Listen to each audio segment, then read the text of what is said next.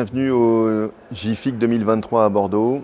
Je suis Erwan Fleischer, je suis chirurgien cardiaque au CHU de Rennes et j'ai le plaisir de discuter avec Maxime Faure, qui est cardiologue à Bordeaux de transplantation cardiaque. Bonjour Erwan. Bonjour Maxime. On va peut-être commencer par rappeler quelques données générales pour nos collègues sur la greffe cardiaque en France. Donc à peu près 400-420 transplantations chaque année en France. Donc ça reste une niche. Une survie à 1 an de l'ordre de 80%. Peut-être un petit peu moins bonne que dans la littérature internationale parce qu'on a une particularité en France, c'est de greffer quand même des malades qui sont particulièrement graves. Et peut-être de rappeler aussi à nos amis cardiologues qu'à l'heure actuelle, en tout cas, les règles ont changé depuis 2018 et que l'attribution du fameux greffon, le greffon précieux, se fait non plus à l'équipe, mais au patient lui-même, ce qui est une modification importante depuis 2018. La thématique qu'on souhaitait aborder, c'était à quel moment, Maxime, adresser ces fameux patients insuffisants cardiaques graves à un centre tertiaire. Alors c'est une question vraiment primordiale puisque on fait tous l'expérience dans les centres tertiaires de recevoir des patients trop tard, c'est-à-dire trop avancés dans la maladie, avec des défaillances d'organes cibles comme la défaillance rénale ou hépatique, la cachexie. Donc vraiment l'enjeu c'est de nous adresser des patients tôt. Et quand on dit tôt, donc, les dernières recommandations nous aident à identifier les patients en insuffisance cardiaque avancée, donc les patients en classe 3-4 de la NYHA avec des critères de mauvais pronostic, mais on trouve quand même majoritairement que c'est déjà un peu tard. Et la cible serait vraiment les patients en classe 2 qui présentent des facteurs de mauvais pronostic. Et parmi ces facteurs, il y a donc des facteurs cliniques relativement faciles à identifier, c'est notamment la tolérance à l'effort. Et si on veut le quantifier, parce que c'est vrai que la NYHA c'est pas facile, si on veut le quantifier, on peut faire un test de marche qui ne demande pas beaucoup d'outils, mais des patients qui ne sont pas capables de parcourir 200-250 mètres en 6 minutes de marche, c'est des patients graves, même s'ils se décrivent en classe 2 à la consultation.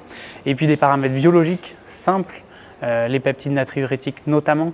Un patient qui va avoir un NT-proBNP supérieur à 1000 alors qu'il se décrit en classe 2, c'est un patient qui déjà montre des drapeaux orange voire rouges et qui serait bon d'adresser à un centre tertiaire sur des choses simples.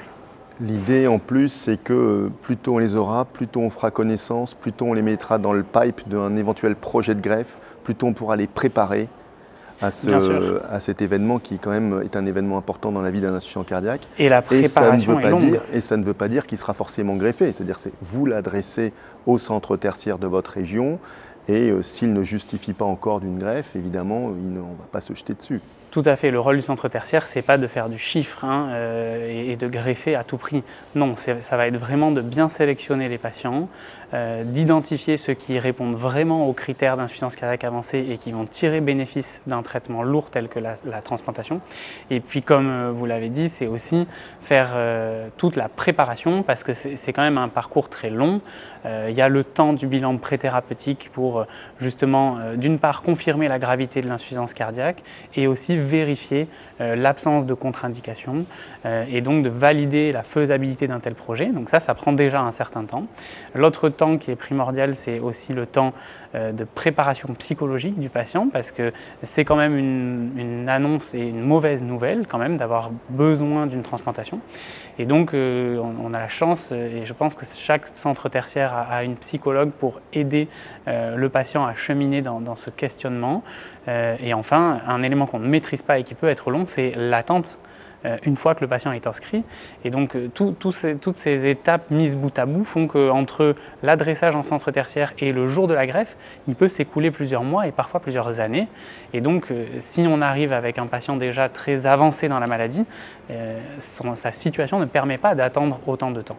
Et donc là, on peut en effet être amené à réfléchir à d'autres solutions quand on est dans des phases très avancées, comme l'assistance de longue durée pour stabiliser l'état du patient, lui permettre de retrouver un bon état nutritionnel, un bon état musculaire, de réverser des dommages, notamment sur le plan rénal, d'améliorer la fonction rénale et d'amener le patient dans une meilleure forme à la greffe qui est une épreuve en elle-même. C'est vrai qu'on sait que certains candidats vont attendre, de par leur gabarit, de par leur allo-immunisation, de par leur groupe sanguin, et avoir tôt les candidats au projet de greffe, ça peut aussi permettre de changer le fusil d'épaule dans de bonnes conditions au bon moment pour le bon malade.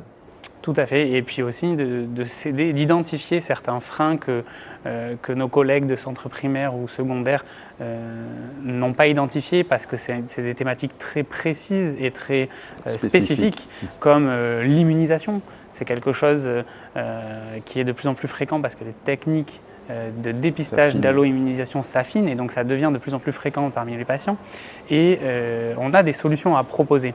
Simplement, ça rajoute encore une étape supplémentaire, et ça nécessite un peu plus de temps encore que le patient, on va dire, classique, où il n'y a pas ces problématiques. Maxime, est-ce que vous êtes d'accord avec moi pour dire que la greffe reste le traitement de référence de l'insuffisance cardiaque terminale encore à ce jour, qu'il y a une pénurie encore de greffons, avec, bon, ça varie selon les années, mais approximativement de 2,2 receveurs pour un donneur, que le chemin est long pour y arriver, et que plus tôt on a les malades, plus tôt on peut vérifier qu'ils soient bien appropriés à de tels projets, et aussi les y préparer dans de bonnes conditions. Entièrement d'accord, Erwan, avec ce résumé. Merci beaucoup, Maxime, pour cet entretien. Et puis, merci à tous et à bientôt.